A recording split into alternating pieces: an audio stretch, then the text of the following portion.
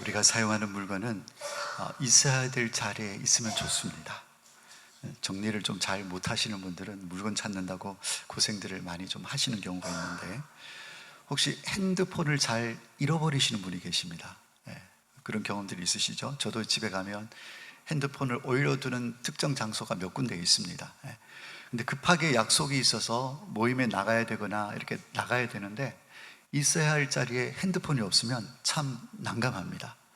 왜냐하면 요즘은 핸드폰으로 거의 다 하잖아요. 연락뿐만 아니라 또 이것으로 또 사업도 보시는 분들도 계시고, 또 핸드폰으로 은행 업무도 보고.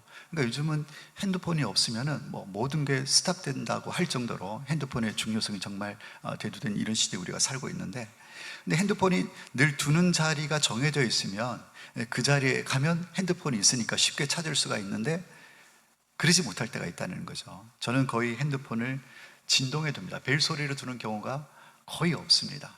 아니면 또 이렇게 예배 시간에 핸드폰을 지금 갖고 왔는데, 예배 시간에 오기 전에는 반드시 비행기 모드로 바꿉니다.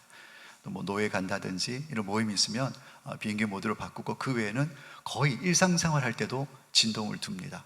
그러다 보니 두어야 될 자리에 두지 못하는 경우가 가끔 있습니다. 침대에 들고 갔다가 이불 위에 올려놓는다든지, 아니면 어디 소파 위에 놔도 이렇게 천 같은 데, 옷 같은 데 덮어 놓으면 안 보이잖아요. 근데 문제는 뭐냐면, 핸드폰을 있어야 될 자리에 갔는데 못 찾는다. 그러면 어떻게 찾습니까? 그러니까 아내한테 가서 아내 폰을 빌려서 제 전화를 눌러가지고 벨 소리를 들어서 찾잖아요. 그런데 문제는 제가 벨 소리를 안 해둔다는 거예요. 그러니까 진동으로 두면 만약에 침대 방에 이불에 덮여져 있으면 못 찾는 거예요. 그러니까 있어야 될 자리에 잘 올려두면 그때 그 자리에 가면 찾을 수 있는데, 책상이나 화장대 위나 몇몇 그런 장소가 있는데, 거기 가면 보통 찾을 수가 있는데, 이 진동에 둬놓으니까 찾을 수가 없는 거예요. 얼마나 불편한지 모릅니다. 나가야 되는데, 시간이 촉박한데. 너무너무 감사하게 과학이 발달하다 보니까 이제는 스마트폰으로 이렇게, 스마트워치로 이렇게 내 폰 찾기를 하면 진동에 둬도 소리가 납니다. 모르셨죠? 저만 몰랐었나요? 너무 편해요. 그래서 이제 무음에 둬도 이렇게 내 폰 찾기를 하면 이제 진동이 안 울리고 소리가 나서 이 폰을 찾게 됩니다. 얼마나 감사한 시대에 우리가 살고 있는지 모릅니다. 이렇게 핸드폰 하나라도 잘 두는 위치에 있지 아니하면 우리가 많은 불편함을 느끼게 되는데, 여러분, 성도도 마찬가지입니다. 성도도 있어야 할 자리가 있습니다. 있어야 할 자리가 있는데 그 자리에 있지 못한다고 한다면, 단순히 물건이 있어야 할 자리에 있지 못하면 좀 불편할 수 있습니다. 또 약간의 망신을 당할 수도 있고 어려움을 겪을 수도 있지만, 성도가 자기 자리를 지키지 못하게 된다면 단순히 어려움 정도가 아닌 것입니다. 조금 낭패를 보는 일이 아니라 엄청나게 심각한 문제가 발생하게 된다라는 것을 오늘 말씀을 통해서 같이 한번 살펴보고 도전받기를 원하는 것입니다. 오늘 제목이 무엇입니까? 어디에 서 있습니까?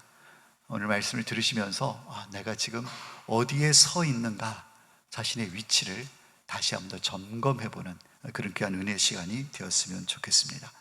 오늘 본문은 다윗 왕의 이야기입니다. 오늘 본문은 역대상이라는 책에 기록이 되어져 있는 20장에 있는 다윗 왕의 기록으로 이렇게 우리가 보고 있는데요. 역대기, 다시 얘기해서 역대상, 역대하를 이제 역대기라 그러는데, 이 역대기는 특징이 있습니다. 저자가 누구냐면 에스라라는 학사가 쓴 책입니다. 물론 성령의 감동에 의해서 에스라가 쓴 책인데, 언제 쓰여졌느냐? 남유다가 망하지 않습니까? 그래서 바벨론의 포로로 끌려갔다가 70년이 차고 난 다음에 고레스라는 왕이, 바사온 고레스 왕이 이제 너희들은 고국으로 돌아가라라는 고레스 칙령을 내림으로 말미암아 이스라엘 백성들이 예루살렘으로 다시 돌아오게 됩니다. 돌아오게 되었는데, 이 역대기가 언제 쓰여졌냐면, 보통 이제 성경학자들은 그렇게 추정을 합니다. 주전 한 5세기경, 다시 얘기해서 주전 450년에서 430년경에 이 역대기가 기록이 되어졌다라고 얘기를 하는데, 다시 얘기해서 에스라가 이제 고국에 돌아왔습니다. 70년 동안 바벨론에서 포로 생활하던 이스라엘 백성들이 돌아왔는데, 포로 생활하면서 선민의식, 하나님의 백성이란 이런 정체성이 점점점 희미해지는 것입니다. 그래서 이래서는 안 되겠다. 우리가 어떤 존재인가? 우리 조상이 누구인가? 우리는 어디서 온 사람들인가? 라는 것을 백성들에게 교육해야 될 필요를 느끼게 된 것입니다. 그래서 기록한 책이 역대기, 역대상하가 바로 그런 교육적인 목적, 다시 얘기해서 역대기는 교육, 역사 교과서 이 정도로 생각하시면 좋을 것 같습니다. 그러니까 백성들에게 그것을 가르치기 위해서 기록되어진 책이 역대기다라고 볼 수가 있는 것이죠. 그러다 보니까 이 역대기에 이 특징이 있습니다. 어떤 특징이 있냐면 이스라엘이 남과 북으로 갈라지지 않습니까? 그런데 역대기에 보면 북이스라엘 역사는 거의 빼버리고 남유다의 역사만 기록을 하고 있습니다. 남유다를 중심으로. 왜냐하면 북이스라엘은 우상숭배하는, 하나님을 배도한 우상숭배의 역사이기 때문에 에스라는 그것을 인정하지 않고, 또 다윗 왕의 정통성을 이어간 민족은 북이스라엘이 아니라 남유다거든요. 그러다 보니까 자신의 정체성 이런 것들을 교육하기 위해서는 이 다윗의 혈통인 남유다의 역사를 중점적으로 쓸 수밖에 없었다는 것입니다. 그래서 북이스라엘 역사들은 거의 삭제를 하고 빼버리게 됩니다.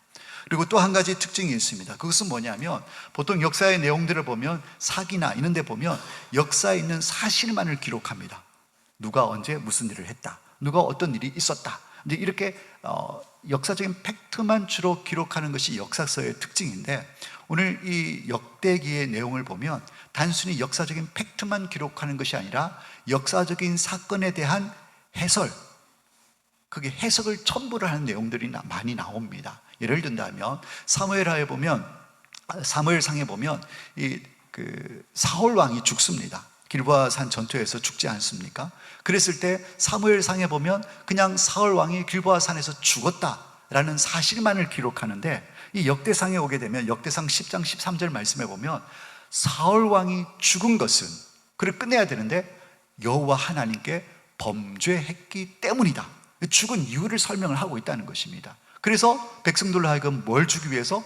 교훈을 주기 위해서, 우리가 어떻게 살아야 되는가 라는 것을 알려주기 위해서 이런 교훈적인 내용, 해설적인 부분을 역사적인 사실에 덧붙여서 기록한 책이 역대기다, 이렇게 보시면 좋을 것 같습니다. 그러니까 역대기에 있는 기록이 다른 똑같은 사건을 사무엘상하나 아니면 열왕기나 이런 데 기록되어져 있지만, 역대기에는 그 내용을 다 기록하지 않고 버릴 것은 버리고 취할 것만 취해서 따로 이렇게 편집해서 기록되어진 책이 역대기, 역대상하 책이 된다, 이렇게 이해를 하시면 좋을 것 같습니다. 그러면 오늘 우리가 읽은 20장인데 역대상 20장 보니까 다윗의 전쟁에 나가서 승리한 내용을 기록을 하고 있는데, 오늘 본문에도 보면 다른 성경에는 기록이 되어져 있는데 오늘 본문에 빠진 부분이 있느냐? 있다라는 것입니다. 오늘 우리가 그것을 한번 살펴보려고 합니다. 오늘 본문 1절 말씀에 보면 이렇게 기록이 되어져 있습니다.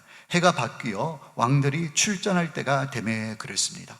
해가 바뀌어서 왕이 출전할 때가 되었다라는 이 얘기가 뭐냐면, 여러분 팔레스타인 지방에는 건기와 우기가 나눠져 있습니다. 그래서 보통 11월에서 2월까지는 비가 많이 오는 겨울철 우기철인데, 이때는 각 나라들이 전쟁을 안 합니다.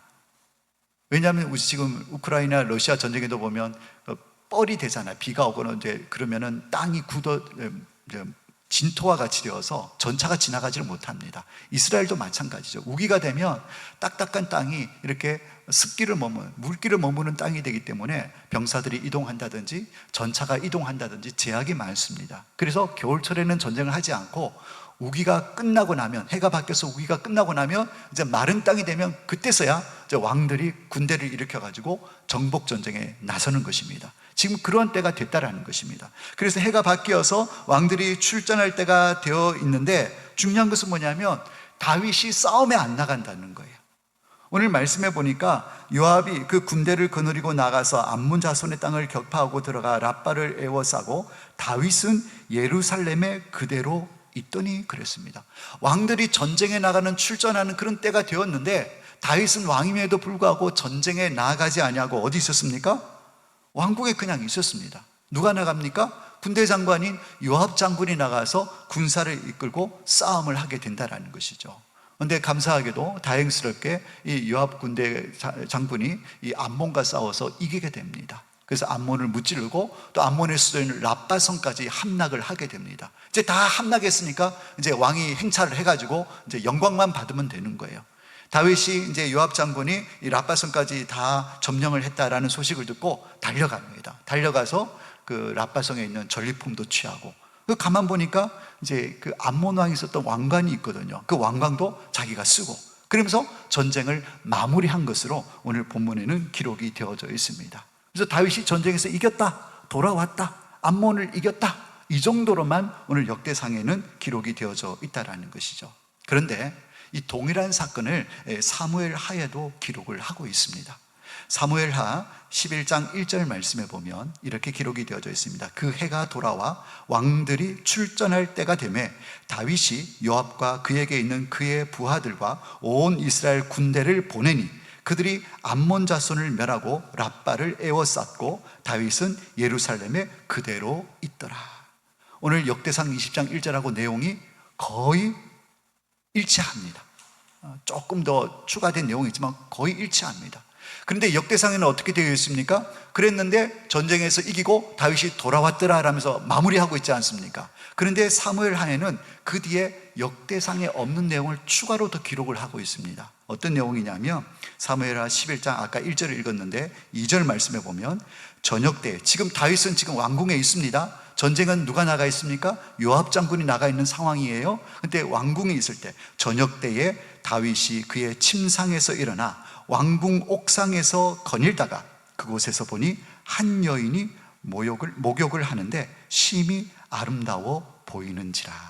자, 요 내용만 읽으면 지금 어떤 사건인지 감이 오십니까? 어떤 사건입니까? 네, 다윗이 우리아의 아내인 밧세바가 목욕하는 장면을 보고 그 우리아 아내를 취해서 동침하는 죄를 짓는 장면이 나옵니다. 역대상에는 암몬과 요압이 전쟁을 하고 다윗이 가서 전리품을 취하고 돌아왔습니다. 전쟁에서 이겼습니다. 이 내용만 딸랑 기록을 하고 있는데 이 사무엘하 오늘 11장 말씀에 보니까 왕이 출전할 때에 다윗은 왕궁에 있었고 요압은 전쟁에 나갔습니다 했는데 2절 딱 가니까 이 왕궁에 있었던 다윗의 자세한 상황을 기록하고 있는데 그 내용이 무엇입니까? 우리아의 아내 밧세바를 범하는 사건을 사무엘하는 놓치지 않고 기록을 하고 있다는 것입니다. 여러분, 이 사건의 내용을 잘 알고 있죠? 그래서 목욕하는 여인을 보고 너무 아름다워서 첫눈에 반해서 그 여인을 데려오라 그럽니다. 자기 신하 우리아라는 충신의 부인인 것입니다. 남의 아내인 거죠. 근데 데려와서 동침을 하게 됩니다. 시간이 좀 지나서 임신했다, 이 밧세바가 임신했다는 소식을 왕에게 전합니다. 큰일 났습니다. 자기 부하의 부인을 취해서 잠자리를 해서 내 아기를 가졌단 말이죠. 그럼 어떻게 해야 됩니까? 이 죄를 덮어야 되지 않습니까? 그래서 지금 요압과 함께 지금 암몬을 싸우기 위해서 열심히 전쟁터에 나가서 싸움을 하고 있는 우리아를 불러드립니다. 야, 집에 와서 좀 쉬어. 지금 다윗의 계략은 무엇입니까? 집에 와서 쉬면 부인하고 잠자리를 하게 될 것이고, 그러면 지금 내가 가진 이 나로 말미암아 밧세바가 가진 이 아이가 야, 너 부인하고 잤잖아, 이건 네 얘기야, 이렇게 할 수가 있다는 것입니다. 그런 심산으로 우리아를 불러들였는데 이 우리아가 충신인 거예요. 아니, 내 동료들은 전장에서 피를 흘리면서 죽어가고 있는데 어떻게 내가 집에서 편안하게 아내와 잠자리를 할 수 있겠냐고. 그래서 집에 들어가지 않고 여러 날을 왕궁에서 문 앞에서 자기 병사들과 함께 그렇게 밤을 새고 잠을 지내는 것입니다. 이 다윗이 계획대로 안 되는 것이죠. 집에 들어가라고. 안 된다고. 나는 여기서 자겠다고. 그랬더니 결국 다윗이 어떻게 합니까? 아, 이렇게 해서는 안 되겠구나. 자칫 잘못하다가는 내 죄가 탄로나게 되겠구나. 그래서 편지를 씁니다. 누구에게? 저 군대 장관인 요압에게. 어떤 편지를 쓰냐면, 야, 요압아, 이 우리아가 다시 돌아갈 텐데 이 돌아가면 이 전쟁에서 제일 싸움이 치열한 곳에 우리아를 제일 앞장 세워라. 우리아를 제일 앞장 세워가지고 너희들만 우리아만 남기고 싹 빠져라. 그래가지고 우리아가 죽도록 해라. 이 편지를 누구 손에? 우리아 손에 쥐어서 요압에게 보내는 것입니다. 지금 다윗이 뭐 하고 있는 거예요? 살인 교사, 살인을 이렇게 명하는 거죠. 그래서 결국 어떻게 됩니까? 요압이 왕이 명령을 하니까 우리아를 가장 싸움이 치열한 제일 선봉에 내세웠다가 군사들 뒤로 싹 물립니다. 그럼 맞아 죽죠. 혼자서 어떻게 이깁니까? 그래서 결국 우리아가 죽게 되는 것입니다. 자기 부하가 전사를 했습니다. 그래서 다윗 왕이 취한 행동이 무엇인 줄 아십니까? 얼마나 가식적인지. 자기 부하가 죽었는데 이제 과부가 된 자기 부하의 아내인 그 밧세바를 이제 아내로 데려옵니다. 다른 신하들이 봤을 때에, 백성들이 봤을 때에 다윗 왕을 어떻게 평가할까요? 이야, 역시 우리 다윗 왕은 성군이야. 자기 부하가 전사해서 과부가 된 저 아내를 불쌍히 여겨가지고 아내로 맞아들이는, 정말 다윗 왕은 성분이야, 정말 된 왕이야 라면서 백성들이 다윗 왕을 칭송하지 않았겠습니까? 이 사실을 모르는 많은 신하들도 역시 왕은, 야, 우리 아내까지도 책임져 줄 수 있는 그런 왕이구나, 내가 왕을 위해서 목숨까지도 내걸 수 있겠구나, 이런 마음이 안 들겠습니까?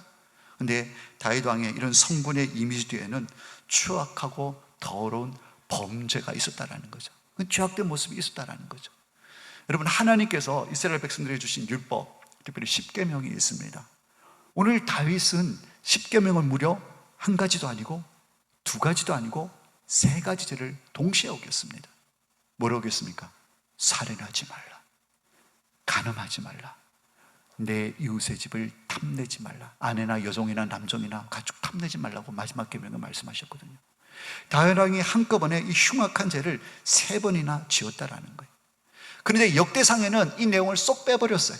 그냥 다윗이 전쟁에 나서 이겨서 전리품을 취하고 돌아왔습니다. 왜냐하면 이 역대기의 성격이 뭐라고요? 역사 교과서. 백성들을 교육해야 되는데 이런 부정적인 얘기, 안 좋은 얘기를 실어 놓으면 백성들이 이게 덕이 되겠습니까? 그래서 그런 부정적인 얘기는 에스라가 의도적으로 제외를 한 것 같습니다. 역사적으로도 지금 이스라엘 백성들도 역사의 왕조 가운데 가장 존경받는 왕을 꼽으라 그러면 다 다윗 왕을 꼽습니다. 심지어는 하나님께서 다윗을 사도행전을 어떻게 칭찬하시냐면, 이세 아들 다윗을 보니 내 마음에 합한지라 그랬어요. 내 뜻을 그를 통해서 다 이루겠다고 칭찬까지 하신 왕이 누구입니까? 다윗 왕인 거예요. 다윗 왕.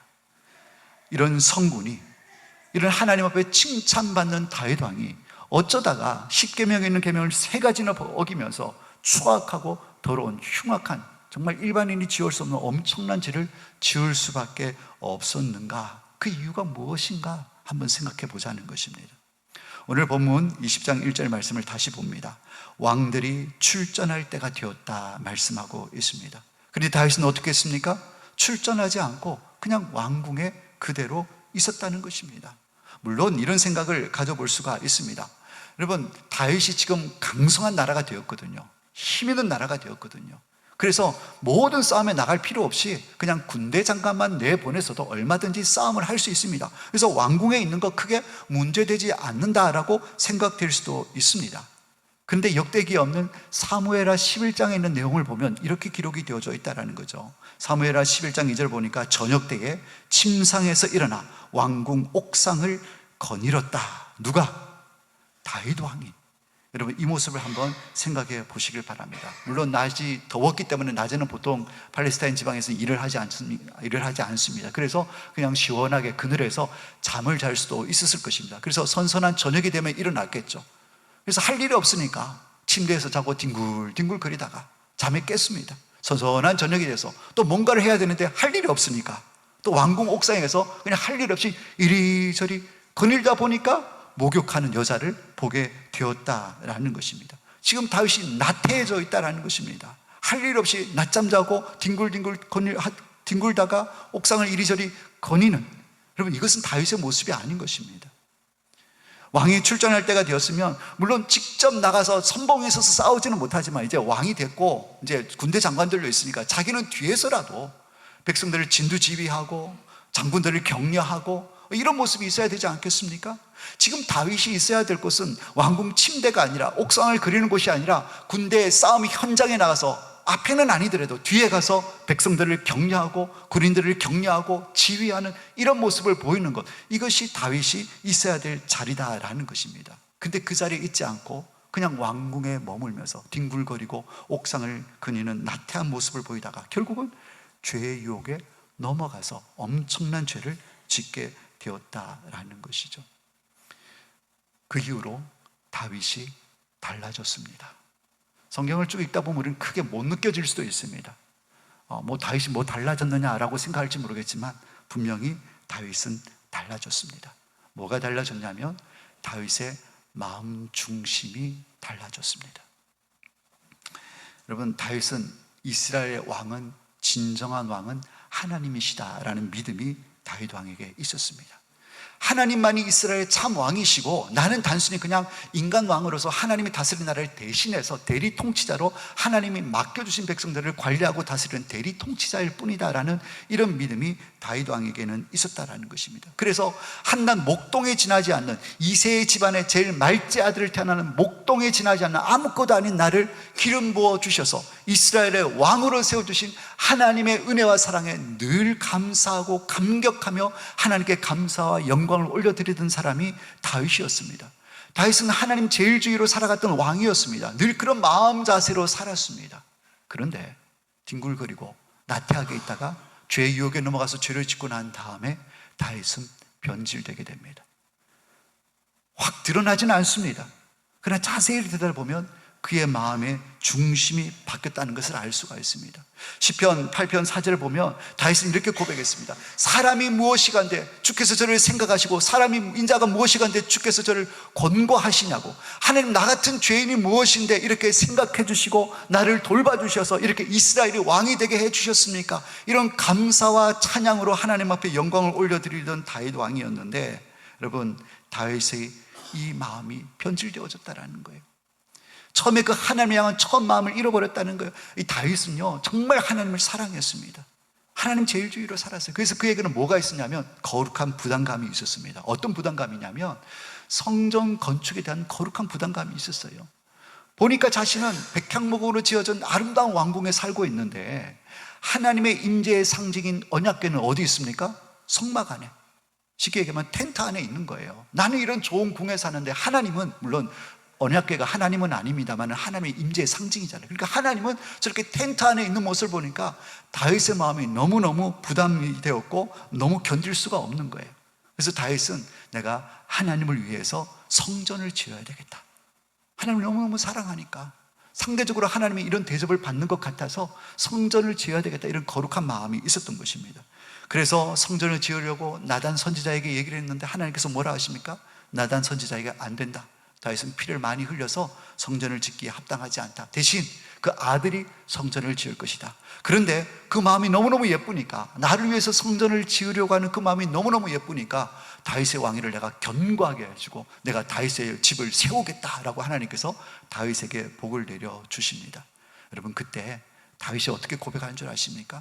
그렇게 하나님께서 응답을 받고 다윗은 하나님 앞에 감사의 기도를 올려드리는데, 역대상 17장 16절에서 27절, 약 12절이나 되는 짧은 구절입니다. 긴 구절이 아닙니다. 이렇게 다윗이 하나님 앞에 기도를 올려드리는데 그 기도의 내용을 자세히 들여다보면 하나님은 어떤 분이시고 나는 어떤 존재인지를 다윗은 분명하게 고백을 하고 있습니다. 역대상 17장 16절에서 27절 말씀에 보면 짧은 이 12절의 기도문 가운데 거기 보면 하나님을 왕이라고, 하나님을 주인이라고, 다시 얘기해서 하나님을 주라고 표현하는 표현이 무려 이 12절 가운데 29번이 나옵니다. 그러니까 다윗에게 있어서는 철저하게 하나님은 왕이신 거예요.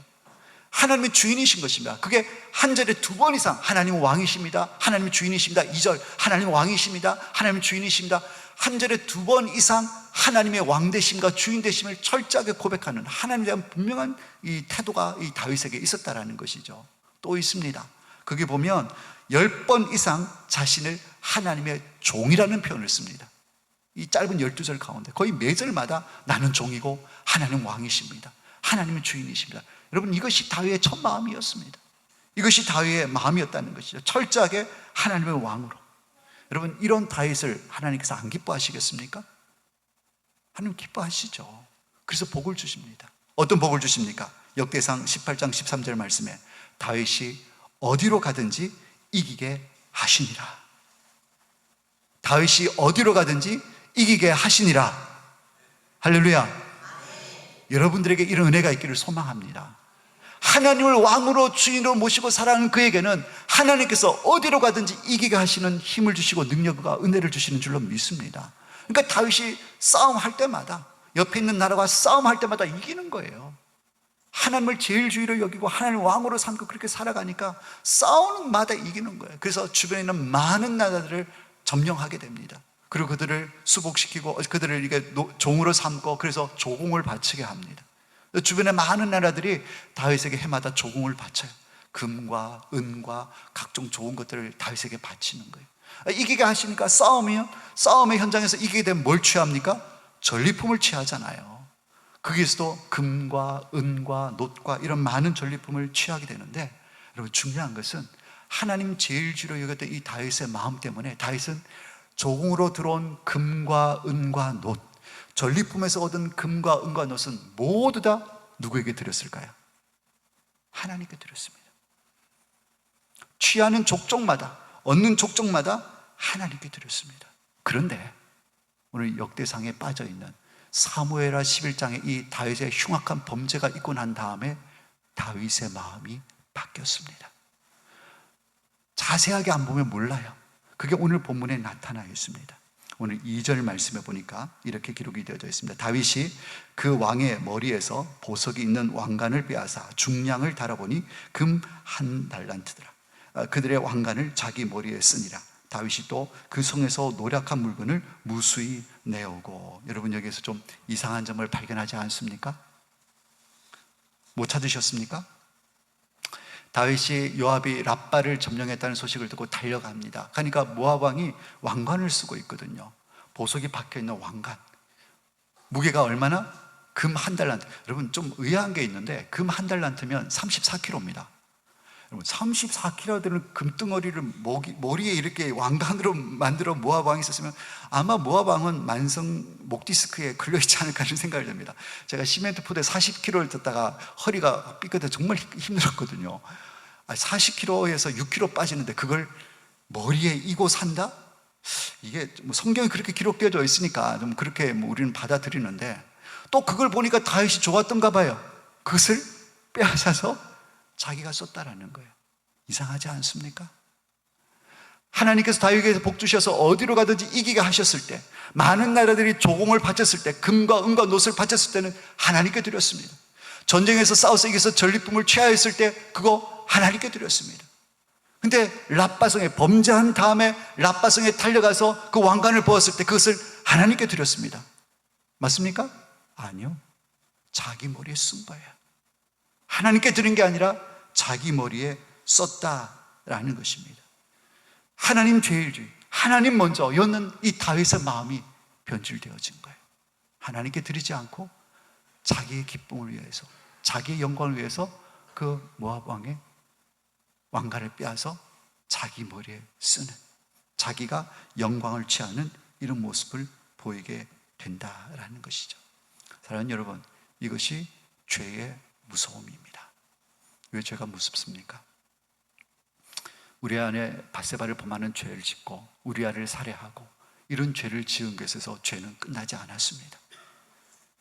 순수했었던 다윗의 마음, 하나님을 뜨겁게 사랑하는 다윗의 마음도 변질시켰습니다. 그래서 하나님께 드리지 않고 자기가 먼저 취해서 자기 면류관으로 쓰는 이런 다윗의 변질된 마음을 우리가 보게 된다라는 것입니다. 죄는 한 번의 죄로 절대 멈추지를 않습니다. 죄는 또 다른 죄를 물고 들어올 수밖에 없는 것입니다. 아이에게 야, 오늘 주일인데 너 오늘 예배 갔다 왔어? 중고등부 예배 갔다 왔어? 친구랑 같이 PC방 갔는데 예배는 안 갔어요? 엄마가 갔다 와서 물으니까 안 갔다 그러면 혼날 것 같으니까 예, 예배를 갔다 왔습니다 라고 거짓말을 했습니다. 근데 그 거짓말 한 번으로 안 끝납니다. 야, 엄마가 수요일날 전도사님 보니까 목이 별로 안 좋던데 감기이신 것 같은데 오늘 설교할 때 전도사님 괜찮디? 라고 물으면 또 거짓말을 해야 됩니다. 예배도 안 갔는데 이게 괜찮은 것 같아요. 여러분 그렇지 않습니까? 거짓말은 또 거짓말을 낳는 거예요. 죄는 또 그 죄를 덮기 위해서 또 다른 죄를 낳을 수밖에 없는 것입니다. 하나님께서 에덴 동산에 선악을 알게 하는 나무 열매를 따먹지 말라고 했을 때 하와가 사단의 유혹에 넘어가서 그것을 따먹는 죄를 지었습니다. 성경은 하와의 죄로 그냥 끝이 났으면 참 좋을 텐데 하와 한 사람의 범죄로 그치지 아니하고 남편에게 주매 그도 먹은지라 아담의 죄로 넘어가게 되는 것입니다. 자기 배우자도 죄를 짓게 됩니다. 또 여기서 끝났으면 또 좀 그것도 조금 큰일이지만 뭐 그런 대로 좀 마무리가 되었으면 하는 아쉬움이 있는데 거기서 멈추지 않습니다. 눈이 밝아져서 부끄러워서 하나님을 낯을 피해서 동산 나무 가지 사이에 숨었을 때에 하나님께서 아담을 찾습니다. 아담아, 네가 어디 있느냐? 라고 했을 때 아담이 뭐라고 얘기를 합니까? 부끄러워서 숨었습니다. 누가 네 부끄러움을 알게 하더냐 막 쭉 얘기를 하다가 하나님, 저 여자가 선악과를 줘서 제가 먹었습니다. 제가 부끄러움을 알게 되고 이렇게 숨은 것은 제 잘못이 아니라 저 여자 때문에 책임전가 또 죄를 짓게 됩니다. 더 심각한 것은 아담이 뭐라 그러냐면 하나님께서 주신 저 여자인 것입니다. 그러니까 결국 책임이 누구한테 있는 거예요? 하나님이 저 여자 안 줬으면 나 안 따먹었을 텐데 하나님이 주셔가지고 제가 따먹은 거 아니냐고, 그러면서 아담이 또 변명을 하게 되는 것입니다. 죄는 또 다른 죄를 불러오게 되어져 있는 것입니다. 오늘 다윗이 하나님을 향한 마음이 변질되어지고 또 다른 죄를 지을 수밖에 없었던 이유가 무엇입니까? 마땅히 있어야 될 자리에 있지 않았기 때문에. 그래서 뒹굴거리다가 할 일 없이 옥상을 거닐다가 정말 이 유혹에 넘어가서 이런 심각한 죄를 짓게 되고 하나님을 향한 마음까지도 변질되어지는 안타까운 모습을 우리에게 교훈하고 있다는 것입니다.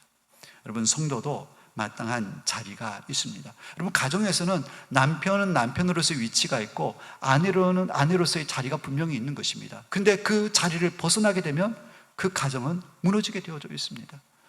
여러분, 일터를 가도 사장은 사장으로서 자리가 있습니다. 그래서 사장으로서 일을 해야 됩니다.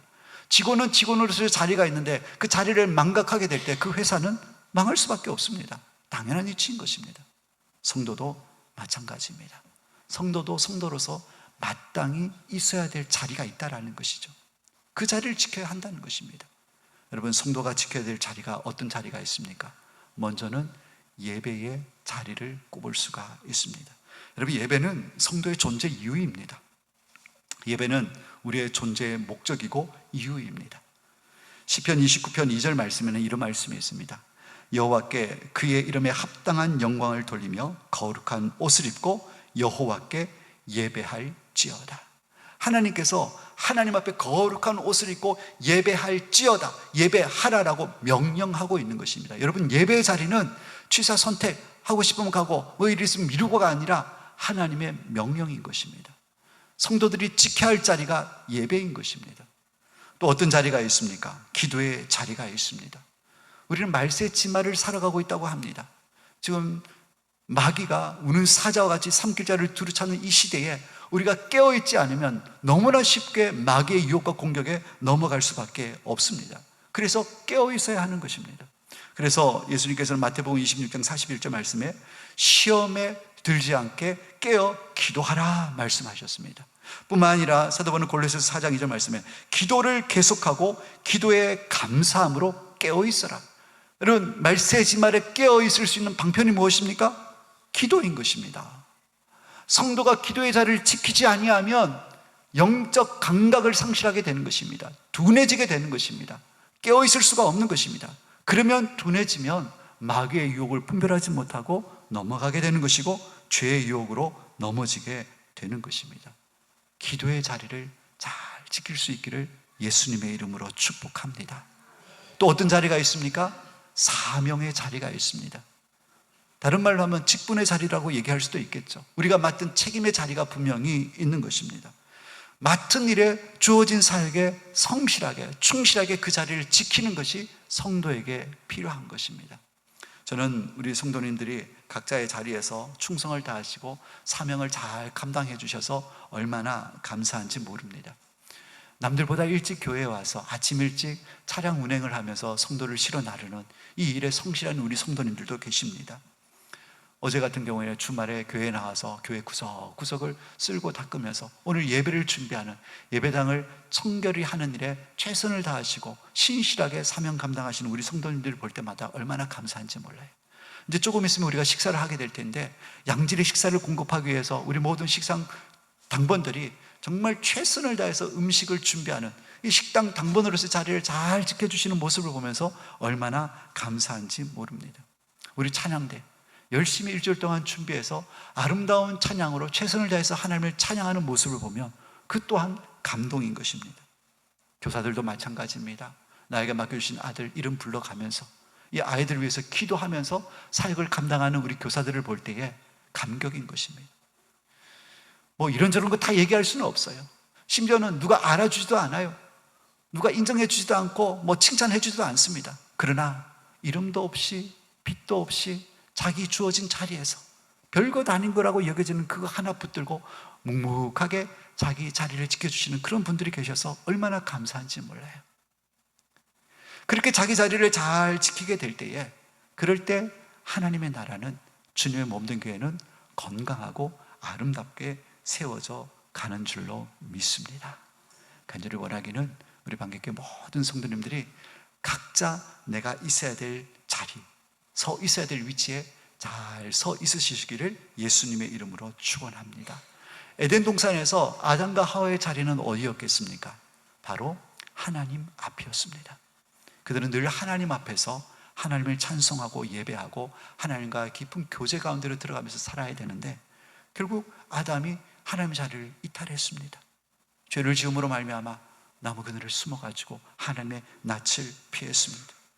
하나님이 찾으십니다. 아담아, 네가 어디 있느냐? 아담아, 네가 어디 있느냐? 자기 자리를 지키지 않고 떠나 있는 아담을 하나님이 찾고 계신다라는 거예요.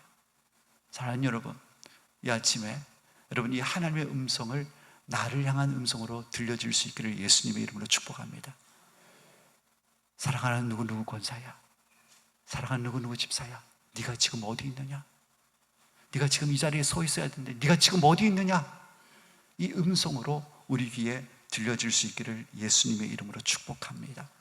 잠시 낙심이 되어서, 잠시 화가 나가지고, 그리고 잠시 마귀에서 속아서 떠나 있을 수는 있습니다. 그러나 그게 눌러 있으셔서는 안 되는 거예요. 그 자리에 계속 있겠다는 것은 결국은 마귀의 유혹에 틈을 주게 되는 것입니다. 박차고 일어나셔서 마땅히 내가 서 있어야 될 자리, 예배의 자리, 기도의 자리, 섬김과 사역의 자리, 내가 있어야 될 자리에 마땅히 서 계셔서 결국은 유혹으로부터 나도 지키고 공동체도 아름답게 세워나가실 수 있는 우리 모든 방객교회 성도님들이 다 되시기를 예수님의 이름으로 축원합니다. 기도하겠습니다.